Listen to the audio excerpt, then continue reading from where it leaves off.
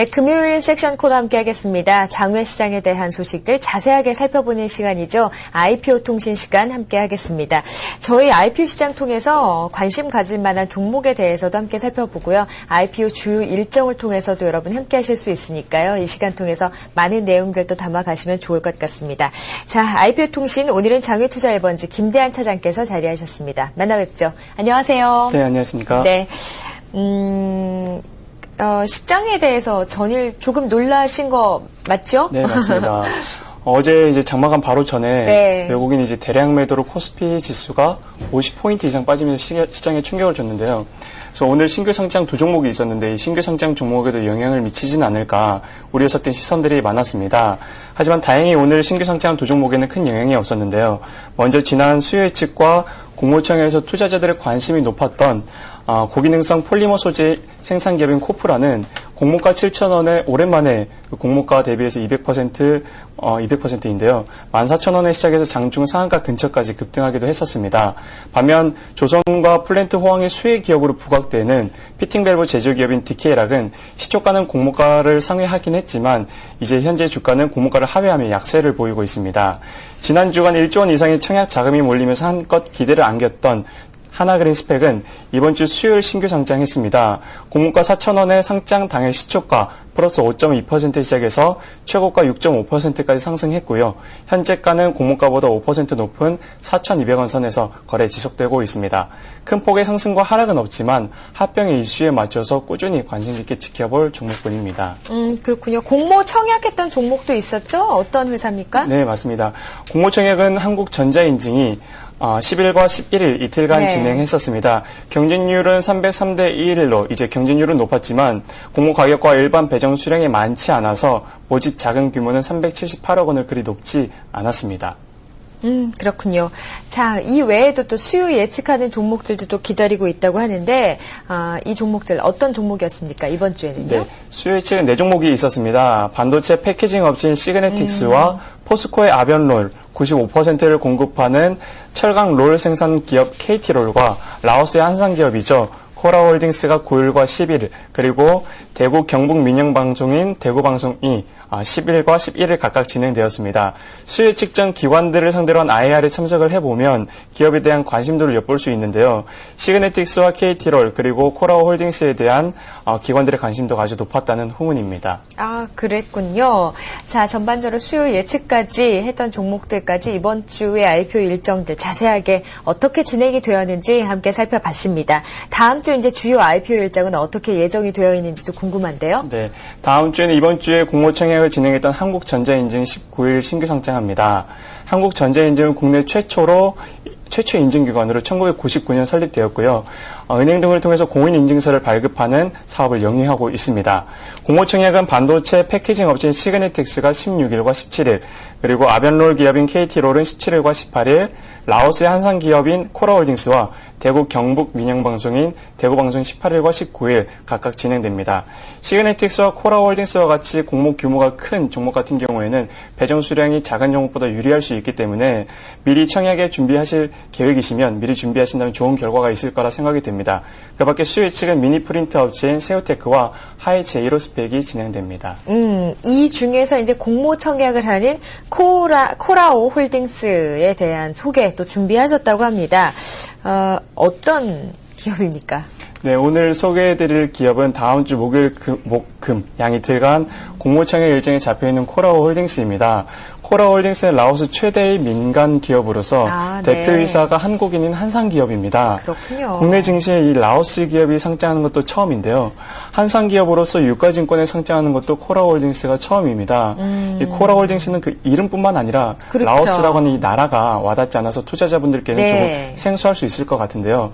코라오의 뜻은 코리아와 라오스의 합성어입니다. 코라오의 오세영 대표가 1990년도 베트남에서 첫 사업을 시작해서 성공과 실패를 거듭하다 97년도 라오스에서 지금의 코라오 홀딩스를 이제 일구게 됐는데요. 회사 이름에서도 볼 수 있듯이 고객에 대한 그 애착이 상당히 많이 느껴지게 됩니다. 홍콩과 싱가포르에서 먼저 상장 제의가 있었는데요.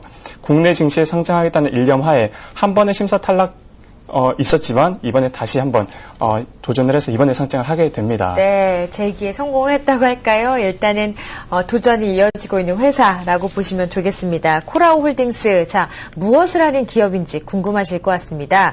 베트남에서 첫 사업을 시작했다고 하는데 어떤 기업입니까? 네, 그 코라오 홀딩스는 자동차와 오토바이를 판매 및 제조를 하는 코라오 디벨로핑의 지분 100%를 소유하고 있는 지주회사입니다. 네. 라오스의 한국산 자동차가 5대뿐일 때 한국산 중고차를 들여와서 조립 판매를 하기 시작해서 현재는 현대기아차의 독점 딜러로서 신차 판매뿐만 아니라 오토바이까지 자체 브랜드로 생산을 하고 있습니다. 네. 중고차는 그 AS가 곧 생명이라고 볼 수 있겠는데요. 라오스에는 이제 진출한 다른 자동차 업체와는 달리 전국적인 주요 도시에 이제 AS망 6개를 갖고 있고요.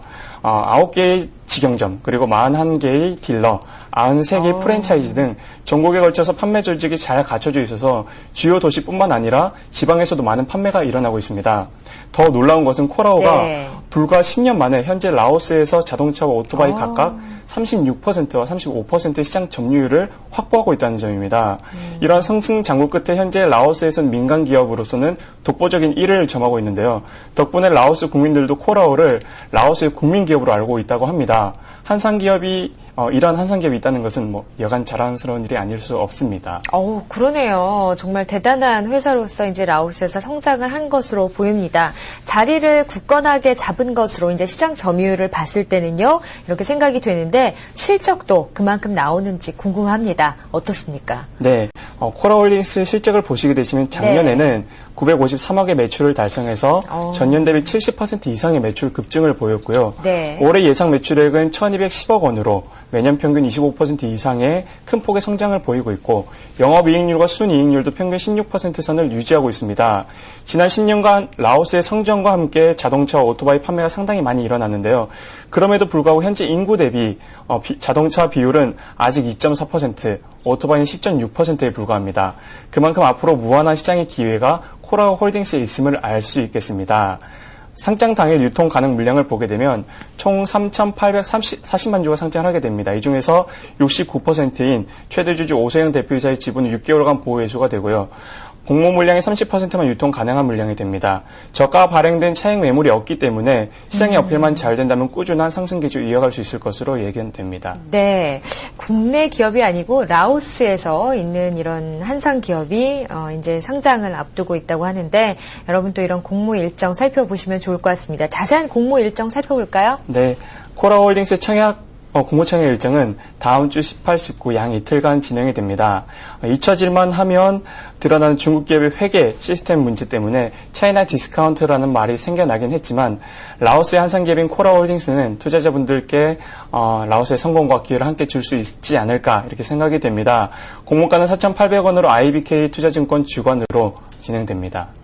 그렇군요. 자, 이번 주에는 또 주목해볼 만한 IPO 기업도 함께 또 준비하셨다고 합니다. 어떤 기업인지 살펴보죠. 어떤 기업 준비하셨습니까? 네, 상장 기대되는 종목 중에 하나인 골프존이 지난 9월 30일 심사 청구서를 제출을 했습니다. 네. 골프존 딱 얘기를 듣게 되면 과연 골프용품 업체일까 아니면은 그렇죠. IT 회사일까 이렇게 고민이 많이 되실 텐데요.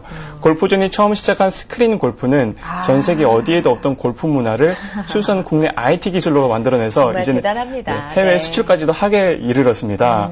골프방을 통한 스크린 골프 시장의 급성장은 골프존을 2006년 이제 120억 원이던 매출이 2008년에는 1,010억 원으로 설립한 지 10년도 안 돼서 1,000억 원대 벤처클럽에 이름을 올리기도 했는데요. 네. 현재 스크린 골프장 수는 전국에 5,900여 개로 이 중에서 골프존의 점유율이 77%에 이릅니다. 그래요. 수출까지 하는 이렇게 지경이라고 하니까 정말 놀라운데요. 국내외 시장 규모가 어느 정도 되는 겁니까? 네, 스크린 골프의 국내외 시장 규모는 약 1조 원 가량으로 추산되고 있습니다.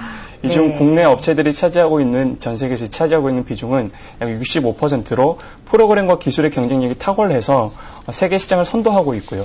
이제 골프존도 세계적으로 우수성을 인정받아서 현재 중국을 비롯해서 미국, 유럽 등 전 세계 30여 개국에 수출을 하고 있지만 현재 지난해 실적 기준으로 보게 되면 전체 매출이 5%에 이를 정도로 아직 미미합니다.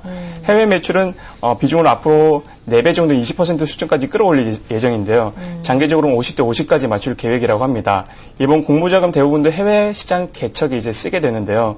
국내 시장이 포화 상태이기 때문에 매출을 이제 급성장시키기 위해서는 해외 시장을 개발할 이제 필요성이 보일 것으로 예상됩니다. 네. 상장 가능한 IPO 기업에 대해서 저희가 또 살펴봤습니다. 스크린 골프 요즘 정말 익숙하죠? 이 골프존에 대한 저희 기업 내용 저희 또 간단하게 들어볼 수 있는 시간 가졌습니다. 장외 시간의 주요 뉴스들 또 정리해보면서 마무리해야 될 것 같은데요. 어떤 뉴스들 이번 주에는 있었습니까? 네, 두 가지가 있는데 장외 시장도 장내수와 마찬가지로 대기업 관련주들이 특히 거래량이 많고 네. 거래량이 많은 종목들은 또 이제 사람들이 많다 보니까 확인되지 않은 무성한 소문들이 많게 됩니다.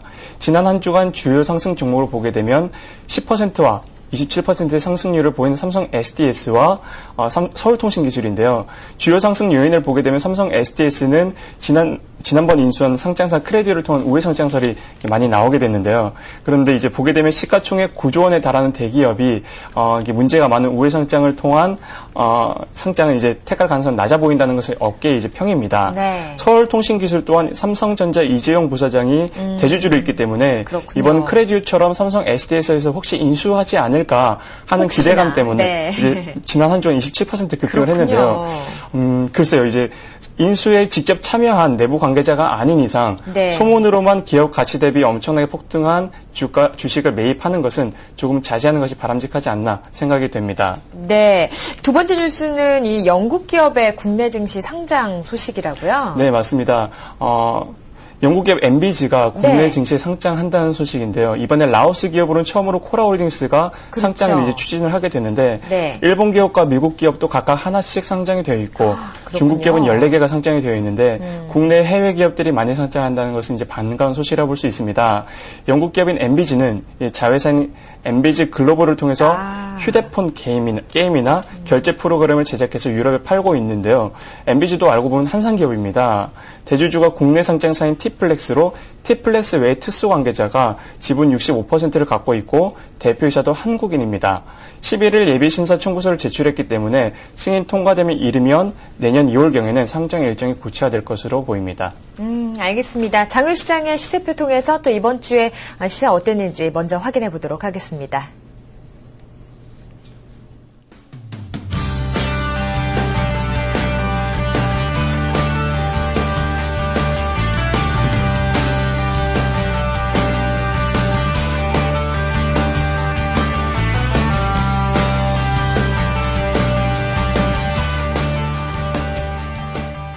공모주 시세표까지 저희 함께 살펴봤습니다. 장외투자 1번지 김대한 차장과 오늘 IPO 통신 시간 함께했습니다. 고맙습니다. 네, 감사합니다. 네. 지수 오늘 상승폭 대거 줄이고 있습니다. 외국인들의 매수세가 나오고 있지만 전반적으로 봤을 때는 상당히 좋지 않은 소식들이 많이 나오고 있습니다. 자본 유출입 규제설도 함께 나오고 있고요.